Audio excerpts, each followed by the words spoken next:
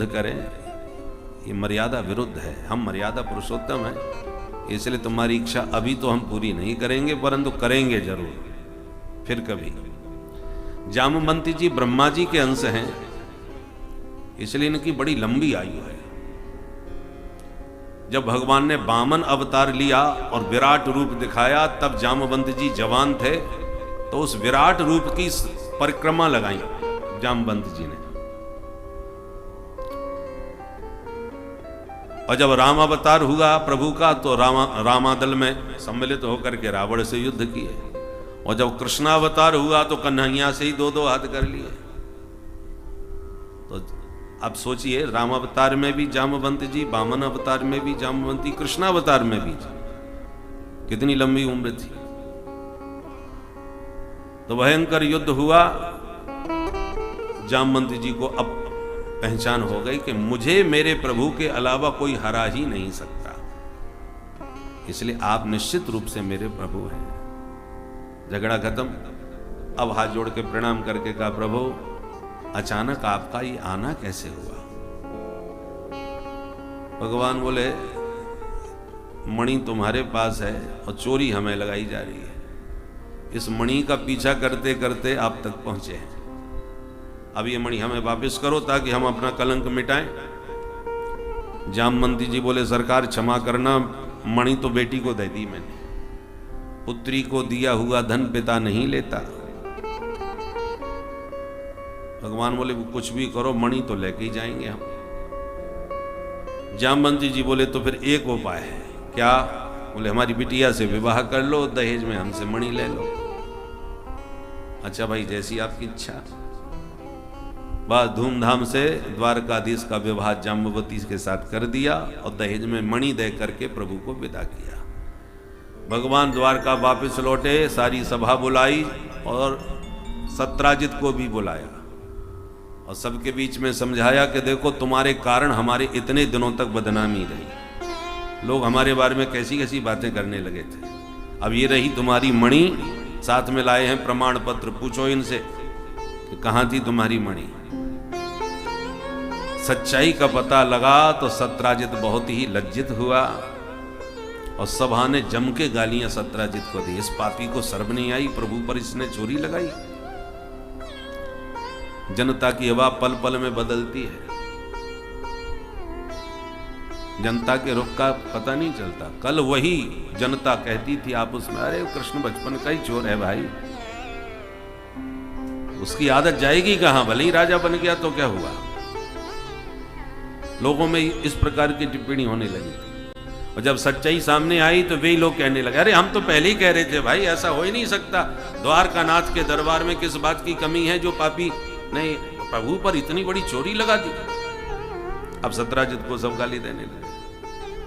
सुन सुन के सत्राजित परेशान, एकांत में प्रभु से मिलने आया और बोला, सरकार मेरे प्राण बचा लो, नहीं गाली खा खा के मर जाऊंगा। भगवान बोले, मैं क्या कर सकता हूं भाई? बोले, प्रभु एक उपाय है कि आप मेरी बेटी सत्यभामा से विवाह कर लो तो मैं आपका ससुर बन जाऊंगा, फिर मुझे कोई गाली नहीं देगा। भगवान बोले, जैसी आपकी मर्जी। सत्राजित ने तुरंत अपनी बेटी सत्यभामा भगवान को ब्याह दी, दहेज में मणि भी दे दी। भगवान बोले, सुनो, मणि हम नहीं लेंगे। क्यों? मेरा तो संकल्प है बेटी के विवाह में मणि मैं दूंगा। भगवान बोले, देखो तुम्हारा संकल्प है तो हम ले लेते हैं, पर अपने पास रखेंगे नहीं, नहीं तो यही जनता कहेगी कि कृष्ण ने मणि लेने के चक्कर में ही विवाह किया है। इसलिए एक काम करो, मणि तुमने हमको दी, हमने स्वीकार करी, अब हमारी धरोहर मान के तुम अपने पास धर लो, और इससे जो 8 भार सोना प्रतिदिन निकलता है उसे हमारे घर भेजते रहा करो, मणि तुम्हारे पास ही रहेगी। ये समझौता हुआ।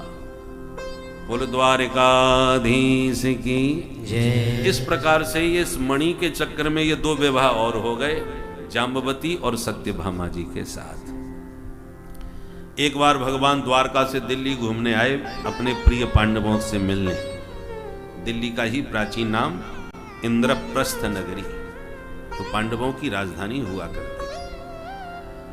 तो एक दिन अर्जुन के साथ भगवान जमुना पल्ली पार घूमने निकल पड़े। रथ में बैठ के जा रहे थे कि जमुना तट पर एक कन्या तपस्या करती दिखाई पड़ी। तो अर्जुन ने जाके पूछा, देवी जी आपका परिचय? कन्या ने परिचय दिया, अहम देवस्य सवितुः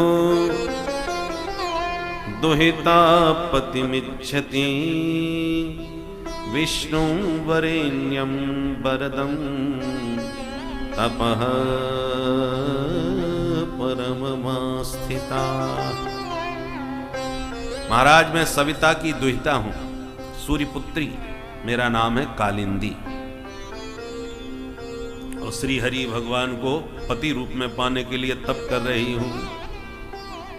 अर्जुन ने तुरंत प्रभु से परिचय कराया और भगवान ने कालिंदी जी का पाणी ग्रहण कर लिया। ऐसे हुआ ये चौथा विवाह। एक थे बिंद अनुबिंद नाम के दो भाई, उनकी बहन का नाम था मित्रविंदा, ये उज्जैन की राजकुमारी थी। भाइयों ने अपनी बहन से कहा, बहन जी हमारा मन है तुम्हारा विवाह दुर्योधन से हो जाए, हस्तिनापुर के राजकुमार युवराज, ताकि हमारा हस्तिनापुर से संबंध सुदृढ़ हो जाए। तो बहन जी ने स्वीकृति दे दी, ठीक है। पर जब स्वयंवर सभा हुई, बरमाला लेके निकली मित्रविंदा, तो दुर्योधन से पहले द्वारकाधीश बैठे नजर आए। जो द्वारकाधीश का दिव्य रूप सौंदर्य देखा तो विचार बदल गया और वरमाला द्वारकाधीश के कंठ में डाल दी। अब भाइयों की भ्रकुटी तन गई, अरे राम राम, ये बहन जी ने क्या गड़बड़ कर दिया भाई। भगवान ने देखा यहाँ का माहौल कुछ तनातनी का लग रहा है, सो तुरंत मित्रविंदा जी का हाथ पकड़ा, वहां से तत्काल 9-2-11 हो लिए। ऐसे हो गया ये पांचवा विवाह। एक थे महाराज कौशल नरेश, नाम था उनका नग्नजित, उनकी बेटी का नाम था सत्या देवी, इन्हीं का दूसरा नाम है नागनजिती। राजा ने प्रण किया, मेरे 7 बैल हैं जो एक से एक खूंखार हैं, मरखने बैल। इन 7 बैलों को जो एक रस्सी में नाथ लेगा उसी को बेटी ब्याहूंगा। बहुत बड़े बड़े वीर आए, पर बैल इतने खतरनाक थे, सबके हाथ पैर तोड़ के वहां से भगाए। परंतु गोविंद ने 7 रूप बना के 7 बैलों को एक साथ नाथ दिया।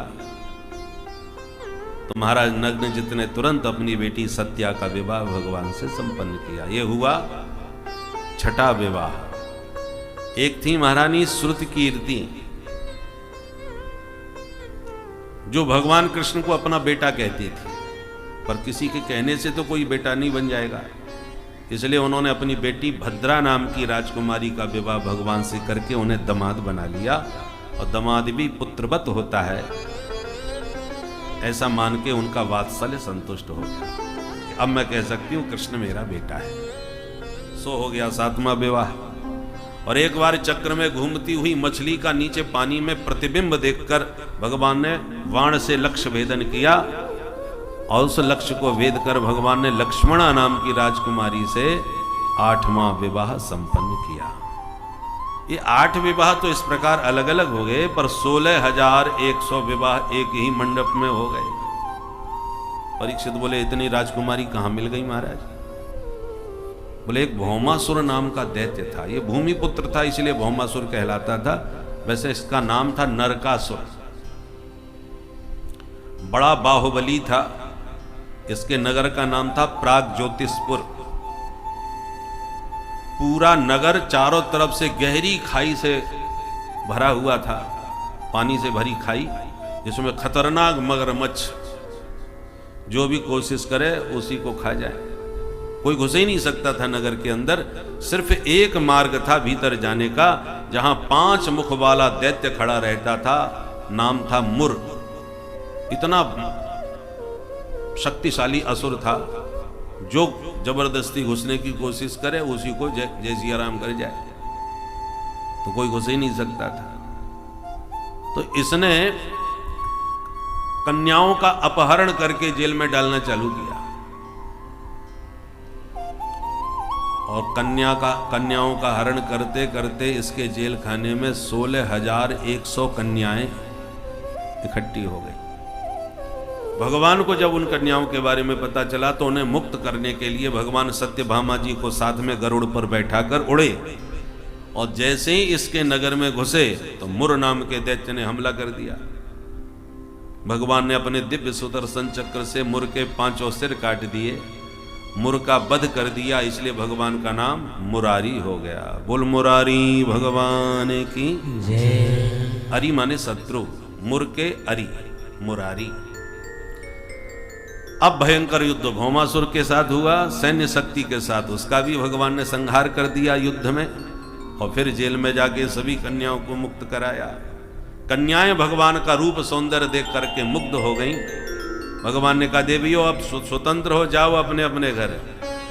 कन्याएं बोली सरकार इस दुष्ट ने हमारे घर से हमारा अपहरण कर लिया और इतने दिन तक हमको जेल में रखा, अब हमारे मैया बाप भी हमें स्वीकार करेंगे इसमें भी हमें शंका है। कदाचित वो स्वीकार कर भी लेंगे तो हमारा पाणी ग्रहण करने कौन आएगा, कौन है हमें अपनाएगा, कौन हमें अपनी जीवन संगनी बनाएगा, हमें संदेह है। इसलिए हमें अब आपने इस 4 दीवारी जेल की से तो मुक्ति दिला दी, पर जाएं कहाँ ये समझ में नहीं आ रहा। मृत्यु के अतिरिक्त तो कोई मार्ग हमें तो सूझता नहीं। भगवान बोले देवियों दुखी मत हो, जिसका सारे दरवाजे बंद हो गए हों उसके लिए मेरे घर का दरवाजा सदा खुला रहता है। तब तो कन्याओं ने अपना आत्मसमर्पण भगवान के चरणों में कर दिया कि प्रभु आपने ही हमें नया जीवन दिया है, ये जीवन हम आपके ही चरणों में न्योछावर करती हैं, आपको ही समर्पित करती हैं। ये जीवन है तेरे हवाले मुरलिया वाले हैं। तो प्रत्येक जीवात्मा इसी प्रकार से संसार के संतापों में संतप्त है। जीवन की सार्थकता तो मुरली वाले के चरणों में ही है। इसलिए आइए एक बार थोड़ा गुनगुना लेते हैं।